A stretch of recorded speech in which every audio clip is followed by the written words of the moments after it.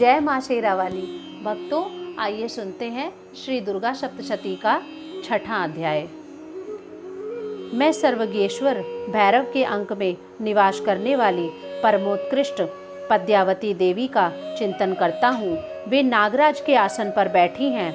नागों के फणों में सुशोभित होने वाली मणियों की विशाल माला से उनकी देहलता उद्भासित हो रही है। सूर्य के समान उनका तेज है। 3 नेत्र उनकी शोभा बढ़ा रहे हैं। वे हाथों में माला, कुंभ, कपाल और कमल लिए हुए हैं तथा उनके मस्तक में अर्धचंद्र का मुकुट सुशोभित है।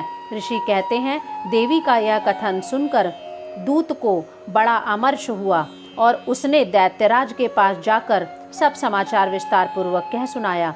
दूत के उस वचन को सुनकर दैत्यराज कुपित हो उठा और दैत्यराज ने दैत्य सेनापति धूम्रलोचन से कहा, धूम्रलोचन, तुम शीघ्र अपनी सेना साथ लेकर जाओ और उस दुष्टा के केश पकड़कर घसीटते हुए बलपूर्वक यहाँ ले आओ। उसकी रक्षा करने के लिए यदि कोई दूसरा खड़ा हो तो वह देवता, यक्ष अथवा गंधर्व ही क्यों ना हो, उसे अवश्य मार डालना।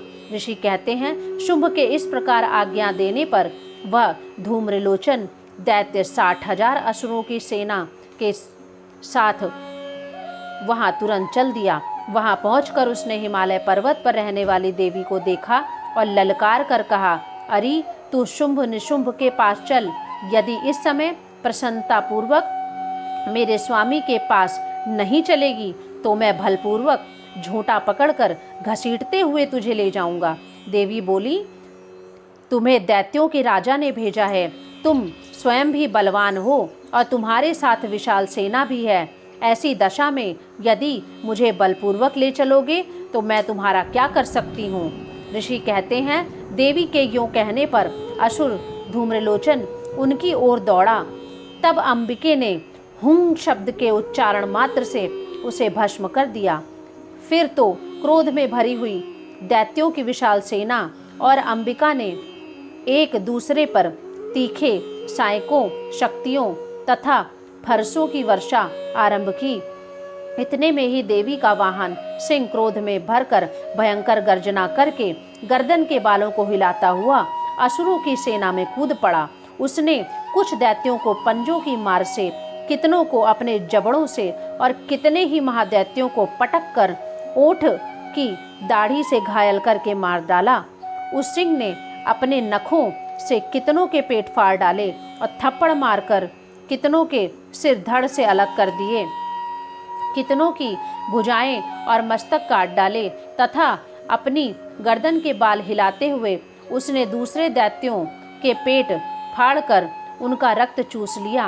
अत्यंत क्रोध में भरे हुए देवी के वाहन उस महाबली सिंह ने क्षण भर में ही असुरों की सारी सेना का संहार कर डाला। शुंभ ने जब यह सुना कि देवी ने धूम्रलोचन असुर को मार डाला तथा उसके सिंह ने सारी सेना का सफाया कर डाला, तब उस दैत्यराज को बड़ा क्रोध हुआ।